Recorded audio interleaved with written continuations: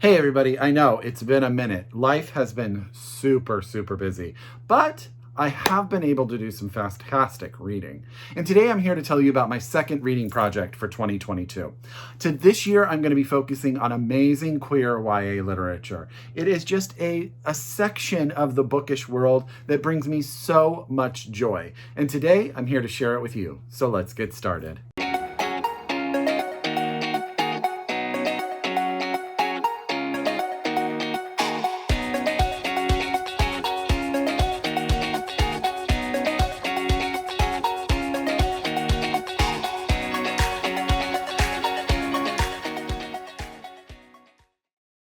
Hi everybody and welcome back to my channel. It's Russell with Ink and Paper Blog. How are you doing today? As always, I hope you're happy, I hope you're healthy, I hope you're safe, and of course, I hope you're reading an amazing book or two.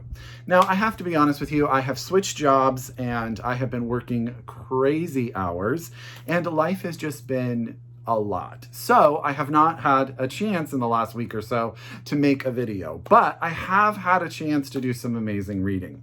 And at the start of 2022, I decided I was going to have two reading projects. One, I've already shared with you, my memoir reading project for 2022, going strong, and cannot wait to share with you the books that I've been reading for that and the additional books that I've gotten to go in that journey. Or on that journey. But today we're here to talk about queer YA literature.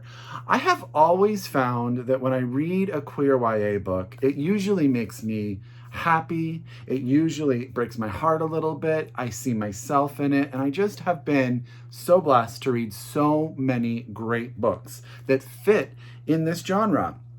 And so I decided in 2022, I was going to read a whole bunch of them. So today, I'm here to share a couple that I've read, a couple that are in my future TBRs, and look for you to give me recommendations on what you think I should read throughout 2022. So get out that pen, that paper, that Goodreads, however you keep track of your TBR.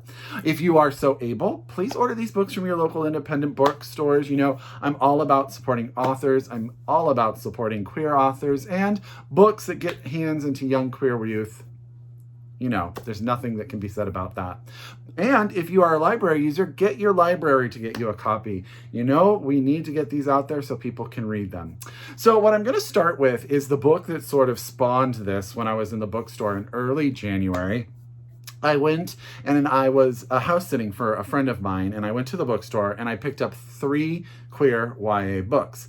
And the first one that I picked up was Last Night at the Telegraph Club by Malinda Lowe, out from Dutton Press. Now, I had read about this because it was shortlisted, I believe, for the National Book Award in YA Literature.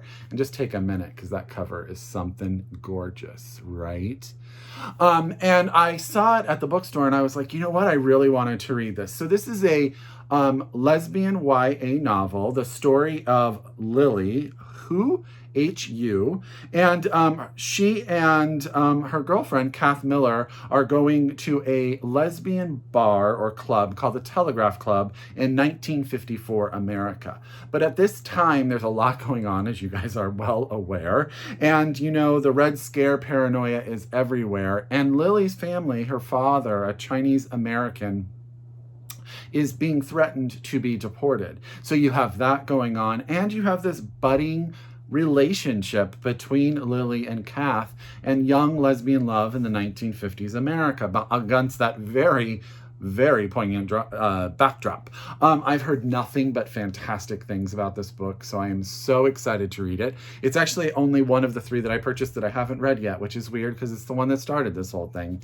That's Last Night at the Telegraph Club by Malinda Lowe, out from Dutton, and I cannot wait to read that one. Okay, so the next 2 I've actually already reviewed and talked about in my wrap-up, but I'm going to put them in here because they were bought at the same time as Malinda's book, and that's We Contain Multitudes by Sarah Henstra. This is out from Little Brown. This is a book told in letters between 2 boys. One is a senior and one is I think he's either a freshman or a sophomore. I can't quite remember.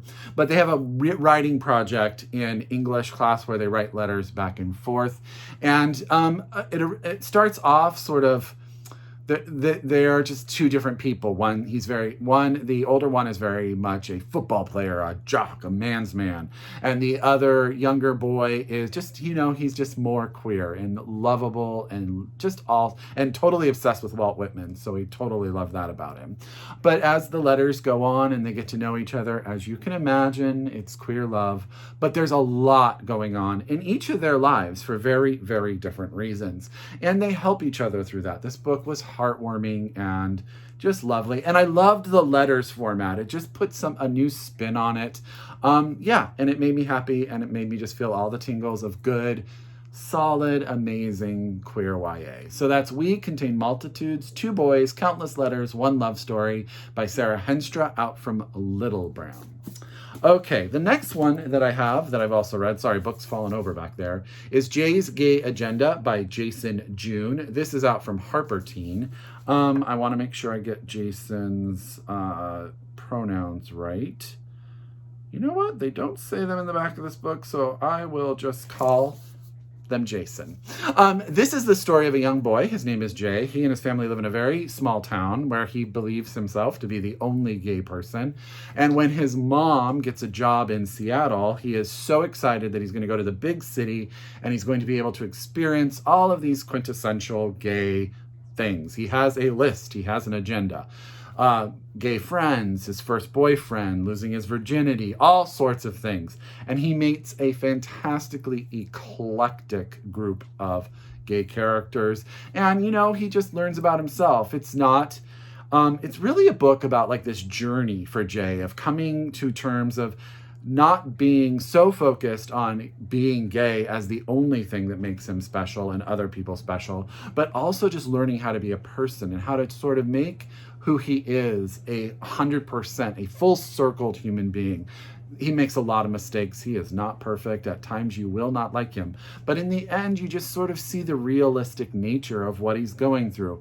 There are quite a few of the gay cliches in here, but they were charming and they were lovely. And I just loved it. It is a fantastic audiobook. So that's Jay's Gay Agenda by Jason June, out from Harper Teen. So when I thought about doing this project, the first person I ran to was my friend Ryan from Read by Ryan on Instagram. He's been on my channel a number of times. He's one of my best friends. And he reads a lot of queer YA literature. So he gave me a stack of books and recommended them. We're trying to mix it up. He gave me a whole bunch of stuff. So the books he gave to me, I don't know a ton about. He just recommended them, and he's never steered me wrong. So I'm going to go through the ones that he gave me right now. The first he gave me was This is kind of an epic love story by Kheryn Callender. So, and they are, this is their first debut young adult novel, but they wrote also a middle grade novel called Hurricane Child as well. And so this is the story of Nathan. Nathan, he is he's into movies, he's into film, but he does not believe in happy endings. He does not believe in romance. And so he's always been sort of playing it safe to avoid getting his heart broken. And then, he has his best friend who, it says here, his best friend turned girlfriend turned best friend again, Florence, is set on making sure Nate finds someone else. And introduces him, and it says, and in a twist that is rom-com worthy, someone does come along, Oliver James Hernandez, his childhood best friend. And, there's going to be hijinks, and there's going to be all of that, and I think it's going to be absolutely charming.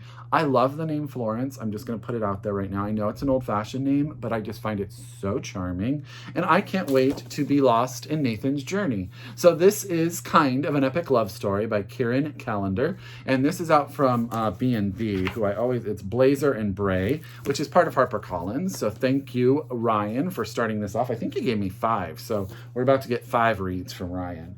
The next book that he gave me is Date Me, Bryson Keller by Kevin Van Whye. And I'm going to start with this. I think this cover is so tacky that I love it so much. There's just something about it that is just so great. And this is the story. So there is this dare that goes on in this school at the Fairville Academy that Bryson Keller, who is sort of the king of the school, must date whoever is the first person to ask him out every Monday. So every Monday, he must date the person that asks him out. And then one day, a boy asks him out, and everything changes. And so closeted Case Sheridan doesn't expect Bryson to say yes, but when he agrees to secretly go out with him, no holds barred. And what are we going to find out? What is going to happen? What does Bryson have his own secrets? What is, it's going to be charming. It's going to be, I don't know. This one may come up next just because it sounds so darn cute. So that's Date Me, Bryson Keller by Kevin Van Whye. This is out from Random House Books. And yeah, I think the back of it, y'all, the back of it, come on. It's so bad. I love it so much. Okay. I cannot wait to read that one. Okay. There has been, I will say that the YA, queer YA books that I've gotten, they have such beautifully vibrant covers. Like the colors they use are they're just so enticing to the eye.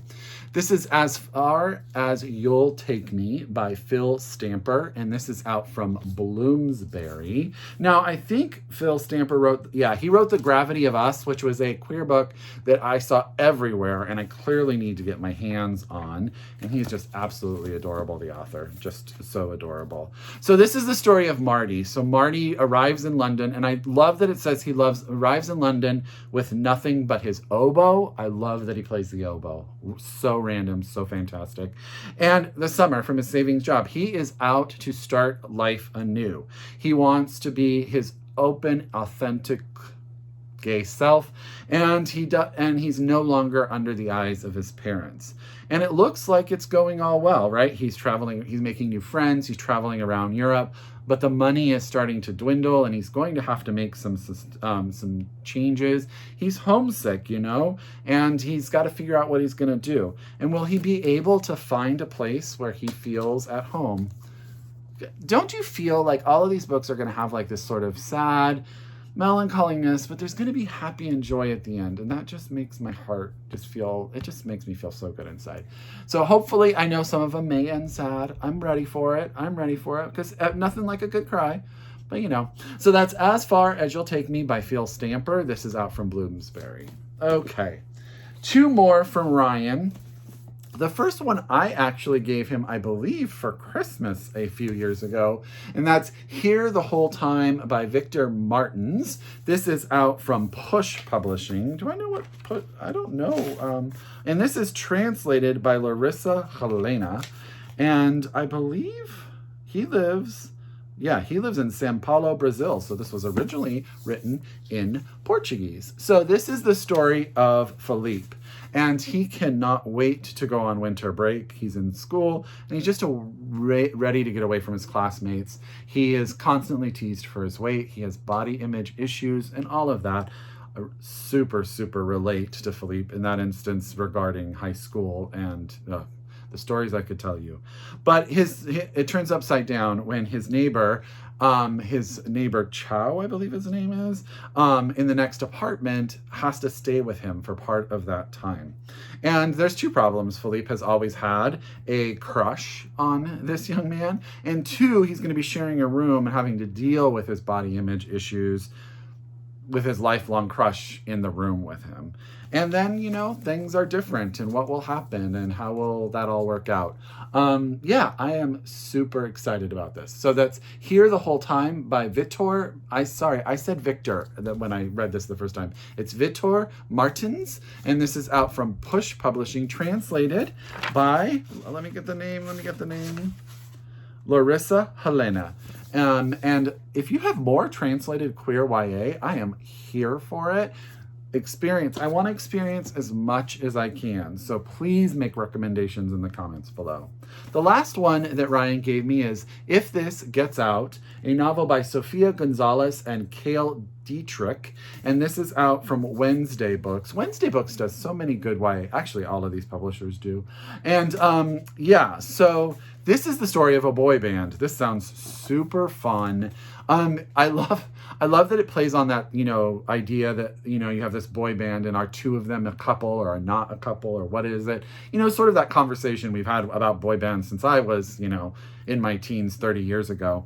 But we have 18-year-old Ruben and Zach. They are two members of this boy band. They're currently a hit in America, and they are on tour across Europe, I believe. If I'm not mistaken, I can't remember. Yes, a tour through Europe.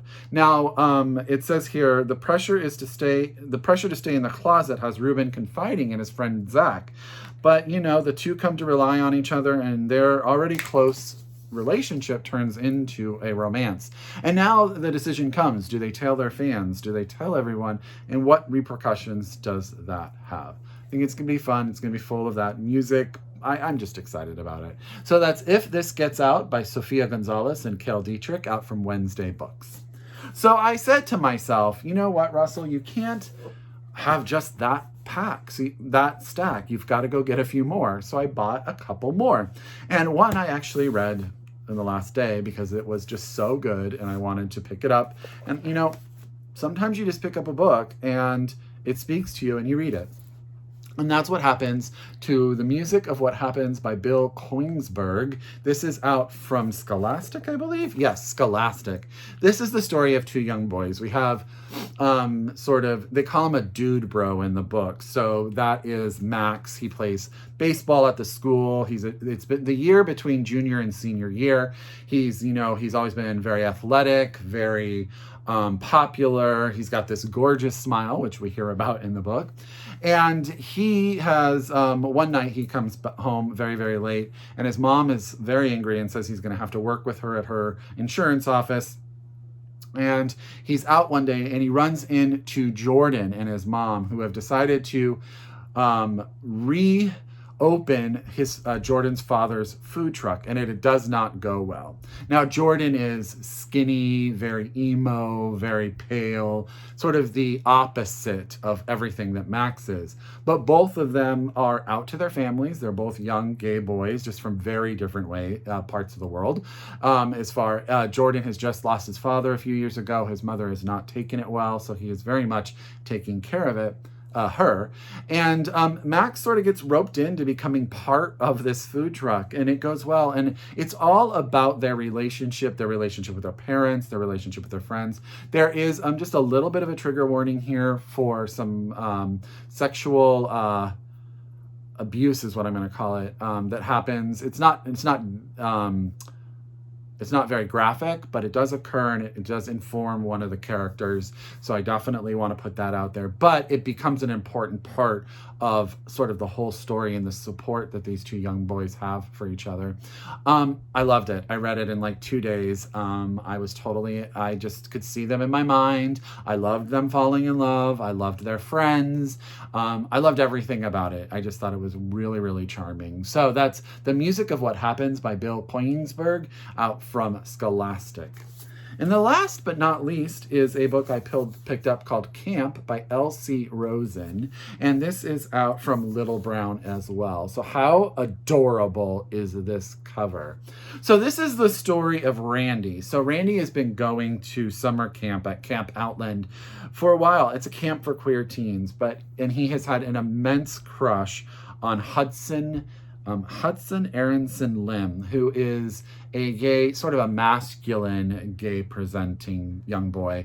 And Randy is not that. He is very effeminate. He's into show tunes. He likes to paint his fingernails, all that stuff. And he's decided, though, this year he's going to come as a different person. He comes to camp as Dell, mask presenting, because he wants Hudson, to like him. He wants to develop that relationship. And he gets there, and him and Hudson start to develop a friendship, and he's determined to make Hudson fall for him. But as they grow closer, Randy starts to realize maybe he doesn't like this person. This isn't who he really is. And is it willing to lose who you are really internally just for romance. Now, this is a story that I feel like a lot of people, and especially a lot of queer youth, can identify with. That idea of having to change yourself in order to be accepted, not only romantically, but also like in the workspace, in the friend space. And, you know, I just think that that's going to be really poignant, and I'm super excited. So that's Camp by L.C. Rosen, and this is out from Little Brown. So that's quite a stack. I don't know if I can hold it up because it is quite a few books here, but this is the start of my queer YA journey for 2022. Let's see if I can get it. There you go. There you go. Get them all in there. Please, if you have books that you want to recommend to me down below, please do so. I'm looking for all queer experiences, so I want to hear from everyone in the LGBTQ plus IA plus community. Anything that you think would be a good book for me to read in 22 and champion on my channel. Are there any coming out in 2022 that I should try to get my hands on so that I can champion them before they come out? As always, I could not do this without you. Thank you so much. If you're a return subscriber, you make it absolutely worth it. I thank you so much for coming on this journey and being so patient with me. Life has just been so crazy, so I don't upload as much as I used to, but I am here and I'm making bookish content. If you are a new subscriber, I hope you stick around. If this is a journey that you want to go on with me, please stick around and make recommendations. Tell me about the books. Email me. Talk to me about your queer YA reading in 2022. As always, I encourage you to read globally, shop locally, and until next time, I wish you happy reading. Bye, everyone.